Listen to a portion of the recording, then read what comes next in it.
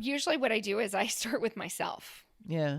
I have made massive mistakes in my career. Mm-hmm. I have failed. I have been fired. It has Mm-hmm. been painful. Mm-hmm. And we're not perfect. Yeah. And so I always tell people, especially when we're doing talks and stuff, Mm-hmm. I'm not going to read your bio. I'm Mm-hmm. not going to, people can go out and Google you or LinkedIn you. They can Right. see all of your greatness. But what I want to share with people is the things you wish you would have done. Yeah. What are the Yeah. mistakes that you have made? What are Yeah. the things that you have grown from Yeah. in your career? And so, I usually lead with, here's my own story of failure, Yeah. and here's how I grew from it, and here's how I got better. Yeah. I always tell the story. I used to have this complex where anytime someone was behind a closed door, I thought they were talking about me because I'm so important, right?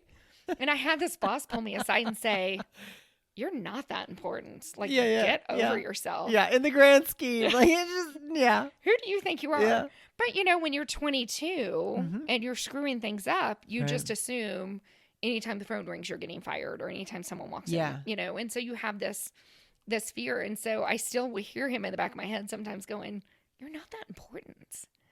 And that's important to share with people. It is. In the grand scheme of what's going on, it's you're doing a good job, and you're not that important in the scheme of like that you think you're going to be in trouble all the time. Yeah.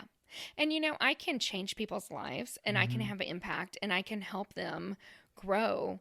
But let's be honest, I don't need to be so valuable Yeah. that if I'm gone, they Yeah. can't continue to breathe and Right. live. Like, it's about them. It's Yeah. about their growth. And so I want to give them opportunities. Uh-huh. I want to set them on a path. I want to inspire their journey, but they cannot depend on me No. for everything. They need to make their own mistakes and tell their own story. Yeah.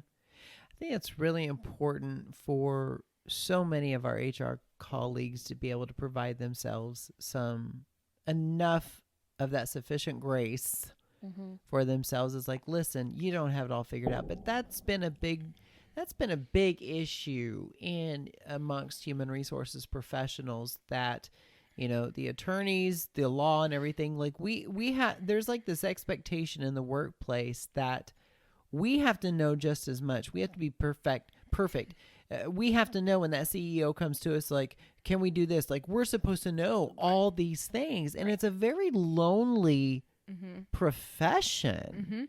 It does become very lonely. Yeah. And I think that's because we don't provide enough grace for ourselves. Right. To know that, like, we're not, all y'all HR people, like, working with people, like, we're not expected to know everything. No. And we don't have to. And I think if we could just break that stigma to say, but we didn't. No, you don't. Yeah. And I think you build credibility with people when you say, you know what, I don't know. I'll get you an answer. Yeah. But when we try to tap dance around things, we set ourselves up for an even we bigger do. issue. And I am, Yes. I'll be the first one to say, I will do a tap dance number till the day is long. But at the end of the day, I've only created another issue, which is stress. Yeah. And I think there is a lot of power in saying, I don't know. Yeah. It's okay to not know. It's okay to not be the expert.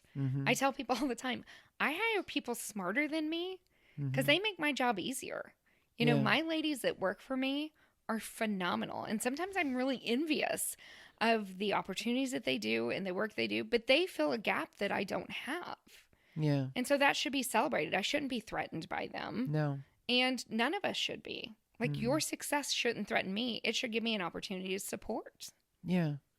It's a great thing to teach leaders, especially those that are coming out of that perfect attendance. You've been here all the time. You get the leadership role.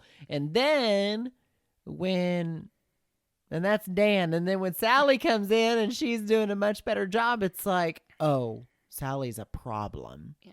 She's insubordination, like all these things. Like, no, Sally's just doing her job. She's doing a little bit better than you did. Yeah.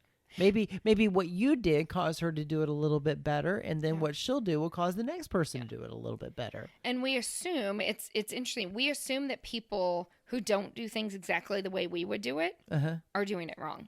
Yeah. Yeah. No, they're doing it their way. Yeah. You know, and I hate it when organizations say, well, don't come in here and start judging us. Well, come in and find efficiencies, give opportunities to improve, like give a fresh set of eyes. It's not judgment. It's how do we make this organization better? Is that the judging where they're also saying like, this is the way we've always done it? Oh gosh, yes. Don't tell us what we're doing wrong. Yeah. It's worked out so far. Great. Can you give me the data to support that? Well, we haven't been collecting it. Right. Leave us alone. Yeah. Okay. Yeah. But I think the biggest mistakes we make is we put people in roles and then set them up to fail because we don't give them the leadership support they need.